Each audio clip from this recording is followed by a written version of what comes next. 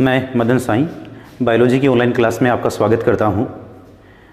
कल जैसे हमने पहले वीडियो में मानव उत्सर्जन तंत्र के बारे में अध्ययन किया था, तो मानव उत्सर्जन तंत्र के बारे में हमने ये पढ़ा कि मानव जो एक्सक्रीटरी सिस्टम होता है उसमें मुख्य अंगों के रूप में एक जोड़ी किडनी पाई जाती है। किडनी जो है उसके दो भाग होते हैं, कॉर्टेक्स और मेडुला। कॉर्टेक्स और मेडुला के बाद एक पेल्विस भाग होता है जिसमें मूत्रवाहिनी खुलती है। दोनों वृक्क से एक एक मूत्रवाहिनी निकलती है। ये मूत्रवाहिनी जो है मूत्राशय से जुड़ी रहती है और मूत्राशय जो है मूत्र मार्ग में खुलता है। यानी वृक्क में जो है यूरिया रक्त से क्या होती है, पृथक होती है। यानी यूरिन का जो निर्माण है वो कहाँ होता है, वृक्क में होता है। अब वृक्क जो है उसकी सबसे छोटी इकाई क्या होती है, उसकी संरचनात्मक और क्रियात्मक इकाई क्या होती है। यानी उसमें रक्त से जो ब्लड है उससे जो अपशिष्ट पदार्थ हैं जैसे यूरिया है उनको अलग करने का कार्य कौन करता है, इसके बारे में आज अध्ययन करेंगे। और ये कार्य कौन करता है, ये करता है नेफ्रॉन, जिसको हिंदी में कहते हैं वृक्काणु। वृक्काणु क्या होता है, वृक्काणु जो है ये वृक्क की यानी किडनी की संरचनात्मक और क्रियात्मक इकाई होती है, स्ट्रक्चरल एंड फंक्शनल यूनिट होती है। और प्रत्येक वृक्क में यानी दो वृक्क होते हैं, एक वृक्क में इनकी संख्या जो है 10 लाख होती है, दोनों वृक्क में इनकी संख्या होती है 20 लाख। ठीक है, 2 मिलियन हो जाएगी। अब इनका कार्य हम पहले भी डिस्कस कर चुके हैं कि रक्त से यूरिया को पृथक करता है। यानी यूरिन का निर्माण कौन करता है, यूरिन का निर्माण तो कहाँ होता है, वैसे यकृत सेल्स में होता है ऑर्निथिन चक्र के द्वारा। और इसको रक्त से पृथक कौन करता है, नेफ्रॉन करता है। तो हम नेफ्रॉन की संरचना का अध्ययन करेंगे। यानी आज का अपना जो मुख्य टॉपिक है स्ट्रक्चर ऑफ ए नेफ्रॉन। तो ये जो नेफ्रॉन है इसको हमें मुख्यतः दो भागों में बांट सकते हैं। एक तो मेलपिगी काय और दूसरा भाग है स्रावी भाग। और ये जो मेलपिगी काय है, मेलपिजियन बॉडी जो है इसके दो भाग होते हैं, एक तो बोमेन संपुट और एक होता है ग्लोमेरुलस। ठीक है, ये दो भाग हो जाएंगे। ये जो स्रावी भाग है इसके कौन कौन से भाग होते हैं, एक होता है गिरवा, एक होती है समीपस्थें, कुंडलितें, नलिका जिसको पीसीटी भी कहते हैं, प्रोक्सिमल कॉन्वोल्यूटेड ट्यूब भी कहते हैं इंग्लिश में। एक है दूरस्थें, दूरस्थ से पहले है हेनले लूप, हेनले लूप। एक होती है दूरस्थें, कुंडलितें, नलिका, डीसीटी। और आगे होता है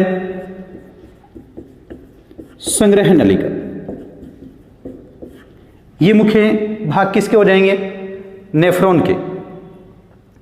तो नेफ्रॉन में सबसे पहले हम चर्चा करते हैं मेलपिगी काय क्या होता है, बोमेन संपुट क्या होता है और ग्लोमेरुलस क्या होता है।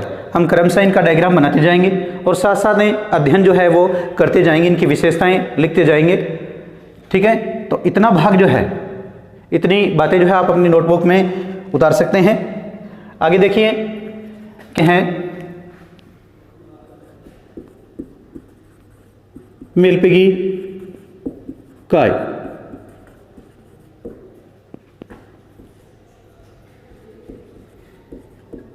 मेलपिजियन बॉडी, इसके बारे में हमने पढ़ा कि दो भाग होते हैं,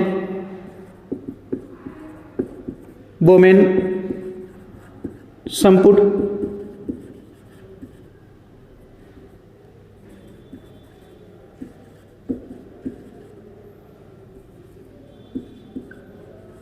बोमेन कैप्सूल और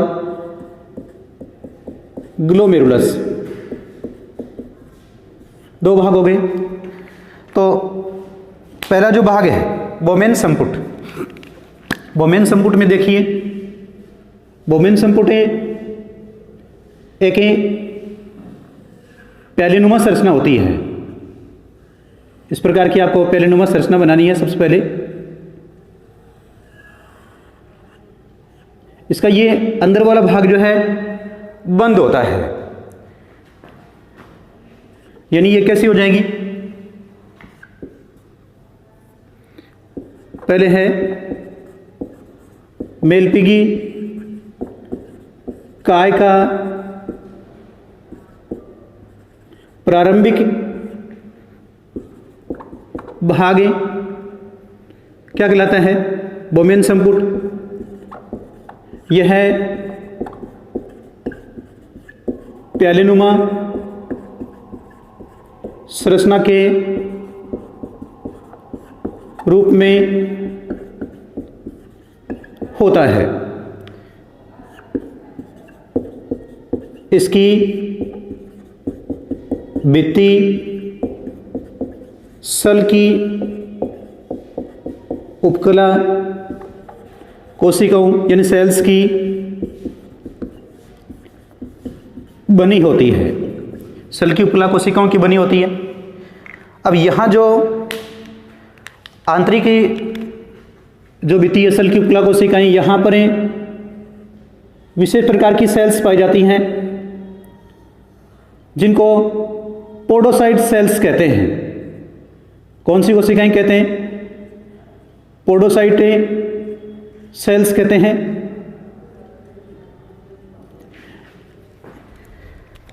यानी इस यहां पर आगे क्या लिखेंगे, बोमेन संपुट की आंतरिक कला में विशेष प्रकार की पोडोसाइटें सेल्स पाई जाती है। यहां पोडोसाइट्स का मतलब क्या है, यानी ये हिंदी में प्रवर्ध धारण करती है, यानी पेडिसेल जो है धारण करती है। पेडिसेल से क्या बना है, पोडोसाइट्स बना है। अब ये बोमेन संपुट की बात हो गई, तो बोमेन संपुट का की ये जो गुहा है, इसमें क्या होता है कि जो अविवाही धमनिका है,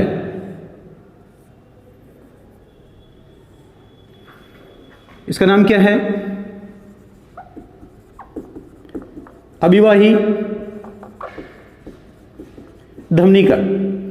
ये जो है रक्त को लाने का कार्य करती है, और जो अफवाही धमनिका है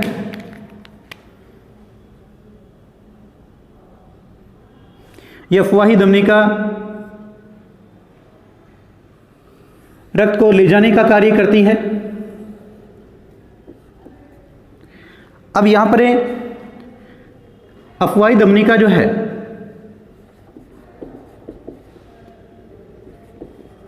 इफरेंट एरिट्रियोल, ये जो है 50 शाखाओं में विभक्त हो जाती है। यहाँ लगभग 50 जो है इसकी ब्रांचेज हो जाएगी। हम यहाँ पर 2-3 बना रहे हैं। इस प्रकार से ये 50 शाखाओं में विभक्त हो जाएगी।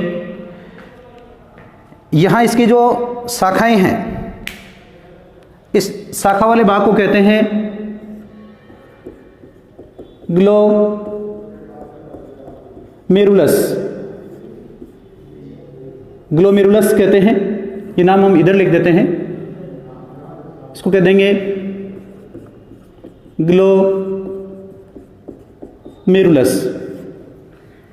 ग्लोमेरुलस क्या है?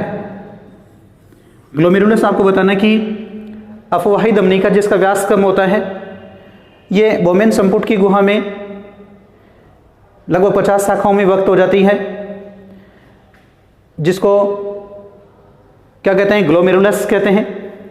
अब ये क्या है, इसका नाम है ग्लोमेरुलस केशिका कला, यानी इसका नाम हम लिख दें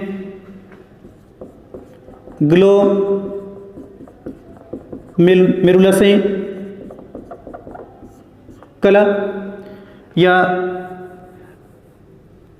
ये लिख सकते हैं ग्लोमेरुलस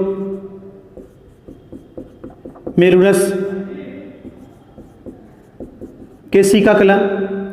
ये ग्लोमेरुलस केशिका कला और ये जो पोडोसाइट सेल्स हैं, ये जिस कला का निर्माण करती है, जिस आवरण का निर्माण करती है, उसको कहते हैं ग्लोमेरुलस कला। यानी क्या होगा, पोडोसाइट सेल्स में कौन, ग्लोमेरुलस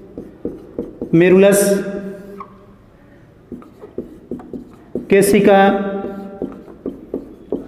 कला जो है क्या बनाती है, ग्लोमेरुलर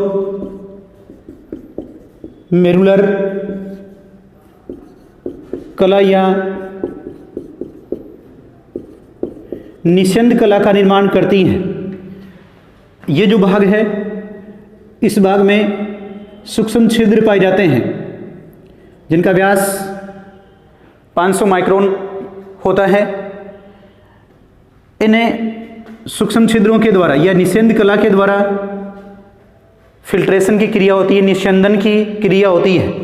यानी अविवाहित धमनिका के द्वारा रक्त लाया जाएगा, अफवाही धमनिका के द्वारा रक्त को ले जाया जाएगा। यहाँ इसका व्यास क्या है, अधिक है, और इसका व्यास क्या है, कम है। तो जितना रक्त आएगा उतना रक्त जा नहीं पाएगा, और यहाँ पर एक दाब उत्पन्न हो जाएगा।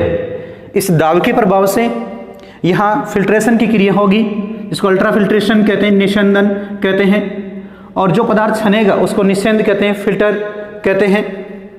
अब ये जो बोमेन संपुटी जो है एक छोटे भाग में खुलता है, जिसको क्या कहते हैं, गिरवा कहते हैं। ठीक है, ये दो भाग हो गए, तो हम इसको मिटा देते हैं। स्रावी भाग,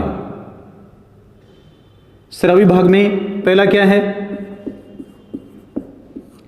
गिरवा। ये जो छोटा भाग है गिरवा, इसकी जो आंतरिक भित्ति है, ये पक्षमाभी उपकला प्रकार की होती है। पक्षमाभी उपकला प्रकार की होने का क्या महत्व है कि यहाँ जो निस्यंद बनेगा, जो छना हुआ पदार्थ बनेगा, उसको समीपस्थ कुंडलित नलिका में इन्हें पक्षमाभु के द्वारा पहुंचाया जाएगा, यानी आगे इनको धकेलने में सहायक होगी। अब गिरवा जो भाग है एक मोटी कुंडलित नलिका में खुलेगा, जिसको हम क्या कहते हैं,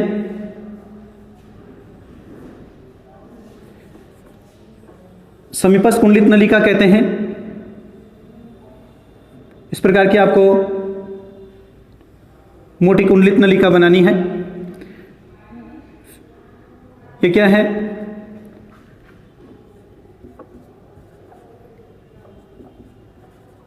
प्रॉक्सिमल कॉन्वोल्यूटेड ट्यूबल्स। समीपस्थ कुंडलित नलिका, समीपस्थ कुंडलित नलिका। अब ये जो समीपस्थ कुंडलित नलिका है, इसकी क्या विशेषता होती है, जैसे ये समीपस्थ कुंडलित नलिका है, इसकी भित्ति में घनाकार उपकला कोशिकाएं पाई जाती हैं। इस प्रकार की घनाकार उपकला कोशिकाएं पाई जाती हैं, और ये जो घनाकार उपकला कोशिकाएं हैं, इनमें सूक्ष्मांकुर पाए जाते हैं, माइक्रोविल्ली पाए जाते हैं, माइक्रोविल्ली पाए जाते हैं। ये सूक्ष्मांकुर क्या करते हैं, यानी अवशोषण का कार्य करते हैं। जो निषेध था, फिल्ट्रेट था, उससे जो आवश्यक पोषक पदार्थ हैं, ग्लूकोज है, एमिनो अम्ल है, इनको अवशोषित करने का कार्य कौन करता है, सूक्ष्मांकुर करते हैं। इन सेल्स की और विशेषता क्या है कि इनमें माइटोकॉन्ड्रिया अधिक पाए जाते हैं। माइटोकॉन्ड्रिया अधिक पाए जाने का क्या महत्व है कि जब यहां सक्रिय अवशोषण की क्रिया होगी, सक्रिय अवशोषण की क्रिया होगी, एक्टिव एब्जॉर्प्शन होगा, तो उस दौरान एटीपी के रूप में ऊर्जा की आवश्यकता होगी। और ये एटीपी के रूप में ऊर्जा कौन प्रदान करता है, माइटोकॉन्ड्रिया प्रदान करता है। तो यहाँ सक्रिय अवशोषण विधि के द्वारा जो निषेध है उससे 70 से 80% भाग जो है ये अवशोषित कर लिया जाता है। ठीक है, सबसे अधिक अवशोषण की जो क्रिया है वो कहाँ होती है, समीपस्थ कुंडलित नलिका में होती है।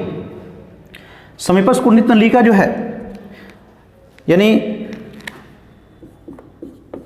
पीसीटी जो है एक यू आकार की संरचना में खुलती है। ये यू आकार की संरचना में खुलेगी। यू आकार की संरचना, इस यू आकार की संरचना को कहते हैं हेनले लूप।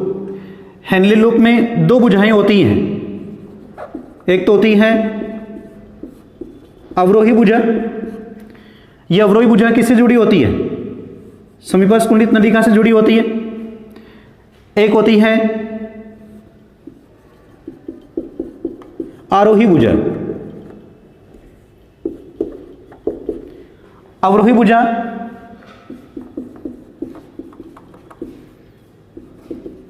जिसको डिसेंडिंग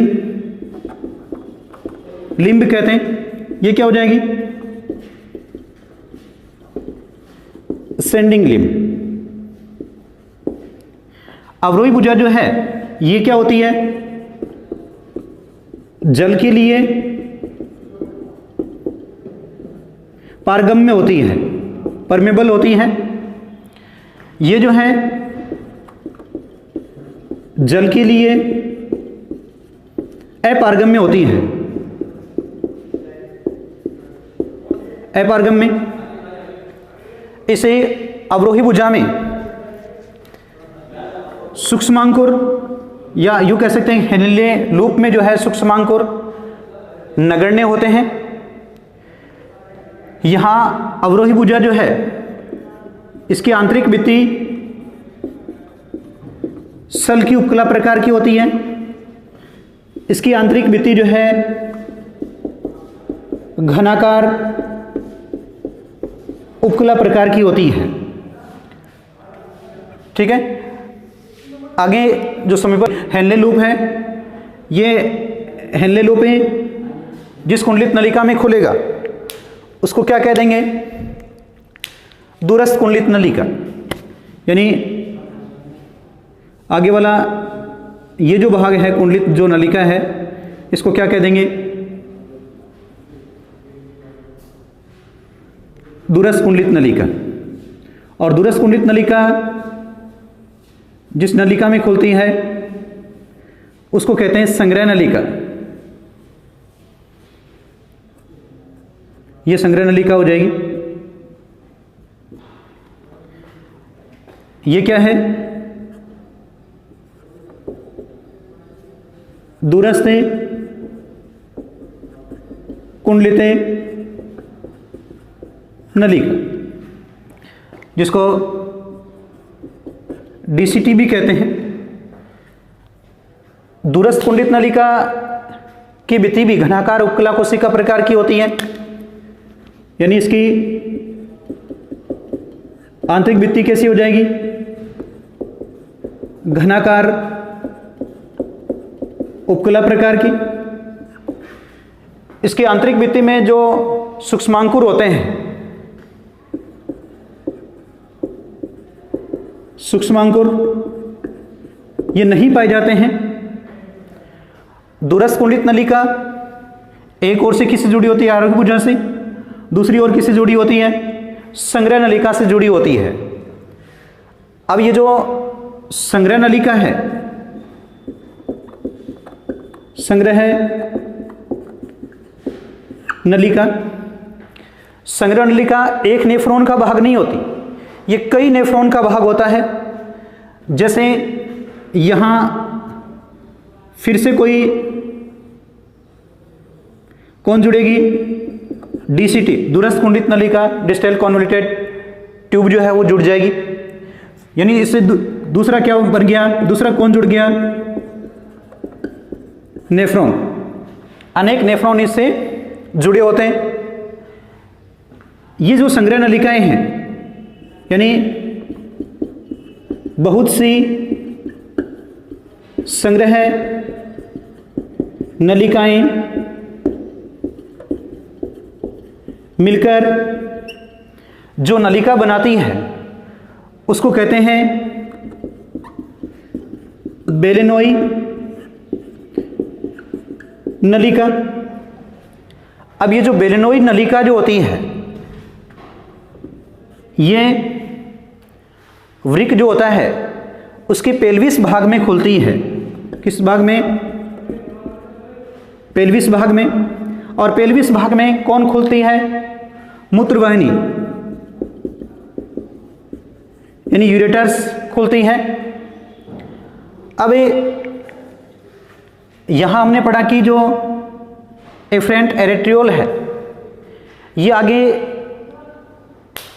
फिर से साकित होकर के ये जो समीपस्थ कुंडलित नलिका है, दूरस्थ कुंडलित नलिका है, इनके चारों ओर एक जाल बनाती है जिसको कहते हैं परिनलिका केशिका। तो ये परिनलिका केशिका जो है वो किस प्रकार से यहां जुड़ी होती है? परिनलिका केशिका आपको बनानी है, मैं इसको यहां लिख देता हूं। क्या था ये? दूरस्थ कुंडलित नलिका, डीसीटी। अब आपको ये बनानी है, तो कैसे बनाओगे? यहां से आपको दो प्रकार से इसको साकित करना है, एक इस तरफ और एक इस तरफ।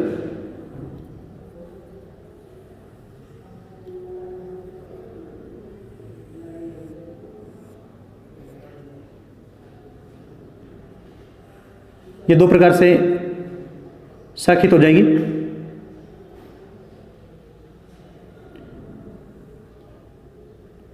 एक को आपको इधर से लाना है, दूरस्थ कुंडलित नलिका से होते हुए, फिर आपको इसके नीचे जो है दो बार ऐसे घुमा देना है ये। फिर आपको हेनले लूप के इसके समानांतर बनाना है।